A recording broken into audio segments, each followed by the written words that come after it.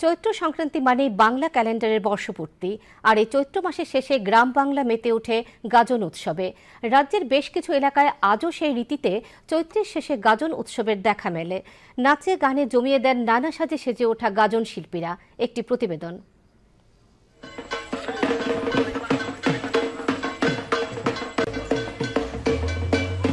চৈত্র মাস মানেই গাজনের মাস।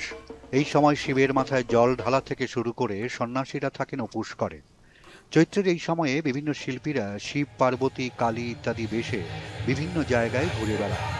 এখনো রাজ্যের বিভিন্ন জায়গায় দেখা যায় গাজন শিল্পীরা গ্রাম বাংলার এই সংস্কৃতিকে বাঁচিয়ে রেখেছেন।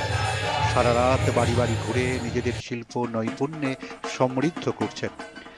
গোমতী জেলার উদয়পুরের চন্দ্রপুর ও শান্তির বাজারের শ্যানপাড়া ঘুরে দেখা ঢাকির দলের সাথে কি বলছেন তারা, শুনুন।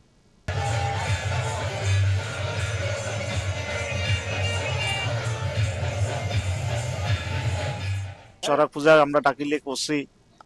সড়ক পুজো হইব চৈত্র মাসের লাস্টের দিন। এর মধ্যে মানুষ যাতে সুন্দর লেগে দেখে এই দূরে।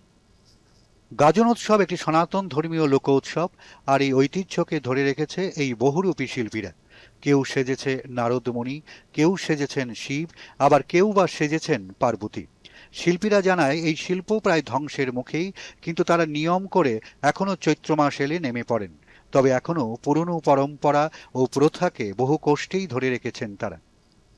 আমরা বার্তা দিতাম চাইতেছি যে ঐতিহ্য রক্ষার্থে মনে করেন চৈত্র মাসে 15 তারিখতে আমরা বেরোই, ছোট ছোট শিশুরা যেহেতু শিখে আমরা করে যাচ্ছি, বা আমরা পরবর্তীকালে করোনা লাগা এই সিস্টেমটা দেখে যাচ্ছি যে এটা রক্ষা হোক ঐতিহ্যটা। আমরা এখন যে ছোট মোবাইলে দেখতে পারে, কিন্তু এটা তো রক্ষা করতে হইব আমরা পরবর্তীকালে।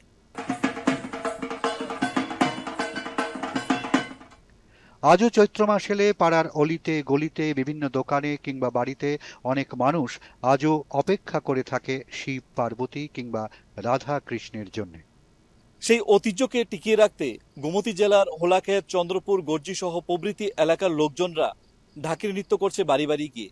ঐতিহ্য ও সংস্কৃতি টিকিয়ে রাখতেই তাদের এই উদ্যোগ বলে আমাদেরকে জানিয়েছেন। উদয়পুর, চন্দ্রপুর থেকে প্রসঞ্জিৎ দে, দূরদর্শন সংবাদ, ত্রিপুরা।